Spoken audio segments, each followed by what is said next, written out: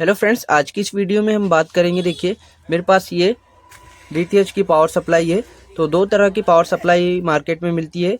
ये एक चाइना वाली सप्लाई, तो इसको तो आपने देखा ही होगा, और एक ये इंडिया वाली सप्लाई। ठीक है, इसमें एक और दूसरे प्रकार की भी आती है, मैं आपको उसको अगले वीडियो में दिखा दूंगा। तो देखिए ये मेड इन दिल्ली वाली है। ये इसमें लिखा हुआ है अर्स इलेक्ट्रॉनिक्स न्यू दिल्ली। ठीक है, तो एटलस कंपनी की है ये। और ये दोनों पावर सप्लाई में क्या डिफरेंस है और कौन सी बेस्ट रहेगी आपके सेटअप बॉक्स के लिए, वो भी मैं आपको बताऊंगा। तो देखिए सबसे पहले हम चाइना वाली पावर सप्लाई की बात करते हैं। तो उसमें हम देखते हैं इधर एसी सेक्शन से स्टार्ट करते हैं। तो फ्यूज तो दोनों में ही लगा है, पर देखिए डायोड का डिफरेंस दोनों सप्लाई में है। इसमें 4007 डायोड है और इसमें 5399।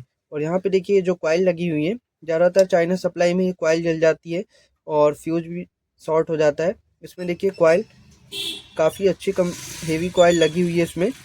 और यहाँ पे कैपेसिटर भी देखिए 25 वोल्ट का दिया रहता है चाइना वाली सप्लाई में, 47 में है 25 वोल्ट का। और इस सप्लाई में आप देख सकते हैं इसमें 22 में 63 वोल्ट का कैपेसिटर लगा हुआ है। मैं आपको कैमरे में दिखाने की कोशिश करता हूँ। ठीक है, और यहाँ पे देखिए चाइना वाली सप्लाई में ज़्यादातर आपने देखा होगा आईसी ब्लास्ट हो जाती है। इसमें वाइपर 12A आईसी लगी रहती है, वो सॉरी वाइपर 12 नहीं, वाइपर 22A रहती है। अभी इसमें 80-22 लगी हुई है, देख सकते हैं आप। और इसकी आईसी की हम बात करें तो इसमें भी अभी 80-22 है। और सबसे मेन बात इस पावर सप्लाई की है कि इसमें देखिए जो 3.3 वोल्ट मदरबोर्ड में जाता है, उसके लिए यहाँ पे प्रोटेक्शन के लिए 3.3 वोल्ट का जेनर डायोड लगा हुआ है। और इस चाइना वाली सप्लाई में यहाँ पे कोई प्रोटेक्शन नहीं दिया हुआ है, जिसके कारण कभी कभी क्या होता है, पावर सप्लाई ख़राब होती है तो हमारा जो डीटीएच कार्ड रहता है वो भी ख़राब हो जाता है, ये ख़राब हो जाता है। और ये सप्लाई में प्रोटेक्शन रहने के कारण हमारा कार्ड ख़राब नहीं होता। और देखिए यहाँ पे मैं आपको बता देता हूँ, यहाँ पे देखिए यहाँ पे 5 वोल्ट आता है और उसके बाद 2 5399 डायोड के बाद ये 3.3 आउटपुट करता है। और यहाँ पे डायरेक्ट इसमें देखिए ये 3.3 वोल्ट के लिए सिंगल डायोड है। और कैपेसिटर भी देखिए ये वाली सप्लाई में बहुत छोटा लगे रहता है, 10 वोल्ट का कैपेसिटर रहता है, 1000 म्यू 10 वोल्ट का।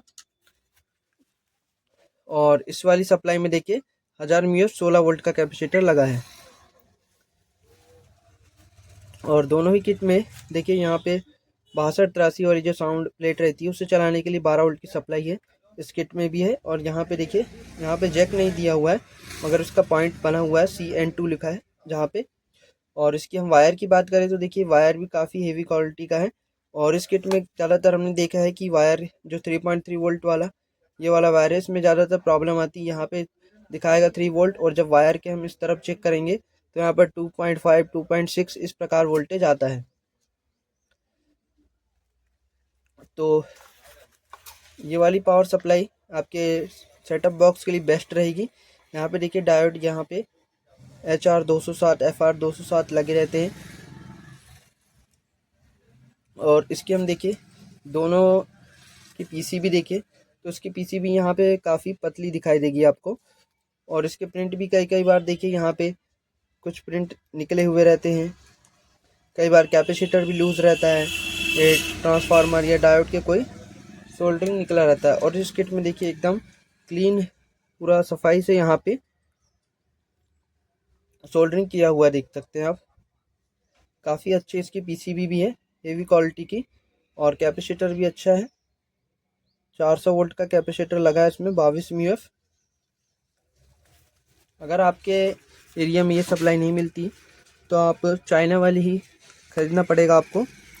तो फ्रेंड्स ये सप्लाई जो है काफ़ी बेस्ट सप्लाई है, और दोनों के प्राइस डिफरेंस में ज़्यादा अंतर नहीं है, 30-40 रुपये का अंतर दोनों में है बस।